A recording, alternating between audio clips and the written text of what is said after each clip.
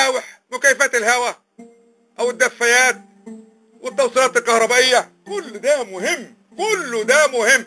كل المسائل دي بلغة بسيطة بتحط على بعضها وتضرب في الخلاط عشان تطلع منتج ممتاز.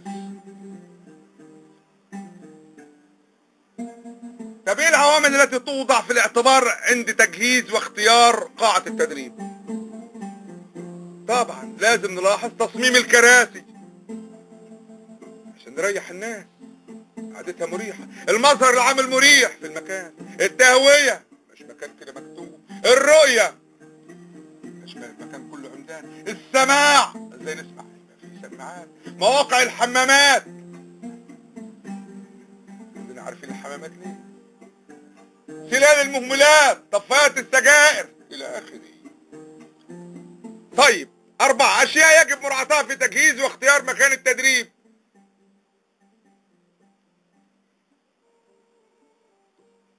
تجنب الديكور الصارخ الذي يؤثر على تركيز المتدرب. المعدات كالسبورات الورقية يجب أن تكون متحركة أو بالإمكان تغطيتها عندما لا تكون قيد الاستعمال، مش عايزينها.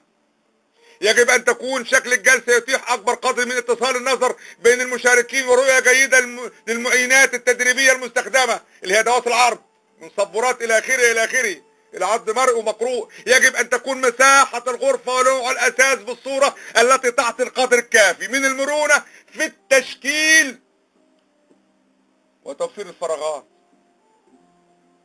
لابد من وجود ملحقات كغرفة للراحة ولتخزين مواد التدريب. مواصفات المقاعد تشمل الارتفاع وتشمل زوايا الميل وراحة الايدي والحركة دون ازعاج. التهوية ودرجة الحرارة يجب ان يتم التحكم فيها لاستيعاب اكبر عدد ممكن من الناس داخل القاعة. اجهزة العرض والتلفزيونات يجب ان تتناسب مع حجم الغرفة مع وجود آلية التحكم في الاضاءة. الاشياء الاضافية كالساعات ولافتة عنوان الدورة على المدخل وموجودة. مستوى الضوضاء يجب ان يكون محددا ويمكن التحكم فيه. الدوشة والرغي، المكان لازم يكون مكان يسمح للمتلقي بالفهم والاستيعاب. طيب 5 حضرتك ما كلمتناش عن شكل جلوس المتدربين يقعدوا ازاي. ترتيب الجلوس ذات اهمية كبيرة في التدريب، حيث ان شكل وضع الاناء الاساس بالقاعة يعطي المتدربين اشارة مبكرة حول طبيعة الدورة التدريبية ويؤثر على توقعاتهم لها. وبشكل عام فان ترتيبات الجلوس تعتمد على الاتي: شكل ومساحة قاعة التدريب، عدد المشاركين، نوع الانشطة التدريبية المقدمة، طبيعة التدريب ودور المدرب فيه. طبعا تنظيم شكل جلوس المتدربين. ما هي اهمية شكل جلوس المتدربين في عملية التدريب يا عم اللي بنكلمنا عن القعدة؟ قول لنا ايه الموضوع ده وعلاقته بالتدريب. نقول شكل الجلوس له علاقة بطريقة اسلوب التدريب وله علاقة بالامكانات المتوفرة زي المساحة وعرض المقاعد والطاولات اللي هي الترابيزات هننظمها ازاي والاعداد قد ايه عشان ننظم، وله علاقة بالاتصال والتواصل بالمشاركين ازاي يشوفوا بعض، وله علاقة بثقافة وعادات المجتمع ذكور واناث بيقعدوا جنب بعض ولا منفصلين ولا في ايه، وله علاقة بقدرة المدرب على ادارة التدريب، وشكل الجلوس له علاقة بعدد المشاركين.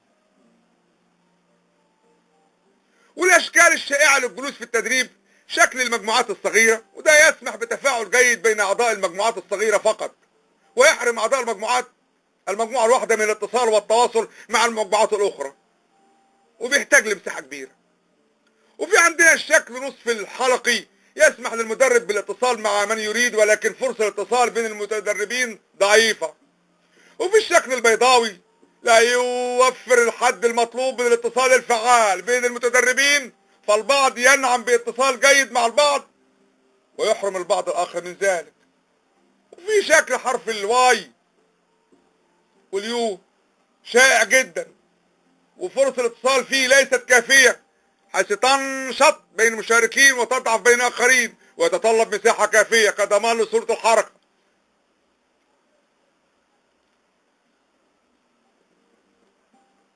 طيب،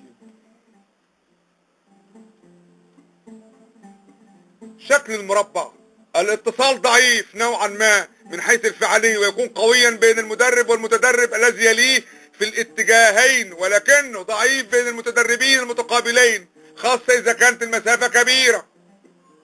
الشكل الدائري من أقوى الأشكال فاعلية في الاتصال على مستوى المجموعة التدريبية، ويستخدم بشكل أوسع في التدريب بالمشاركة.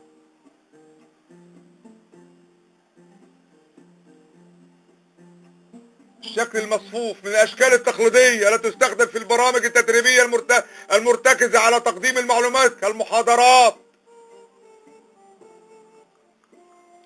وأشكال مختلفة، الجلوس الحر، وشكل المدرج، وشكل عظمة السمكة. ايه شكل عظمة السمكة دي؟ الاتصال قوي بين افراد المجموعة الواحدة وجيد نسبيا بين المجموعات، ويتيح حرية الحركة داخل القاعة وتشكيل مجموعات العمل في سهولة ويسر. مصفوفتين على الجنب وفي مصفوفة فوق راسهم، سموها عظمة السمكة.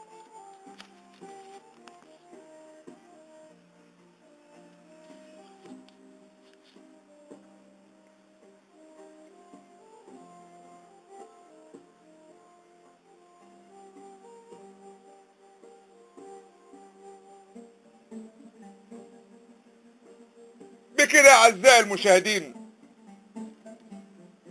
بنكون حضراتكم انهينا الجزء الخامس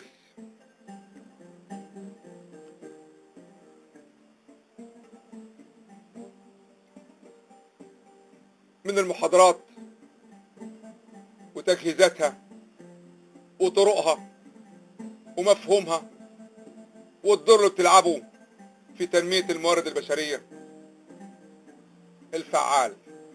ودي سر تقدم عن وشعوب عن شعوب.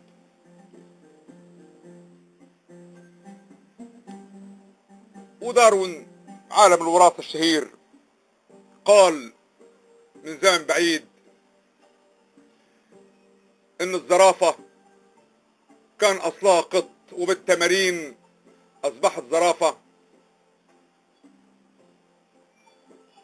مهم قوي التمارين للانطلاق للامام، وبعون الله للامام. مع خالص تحياتي، واتمنى لحضراتكم الاستفادة القصوى.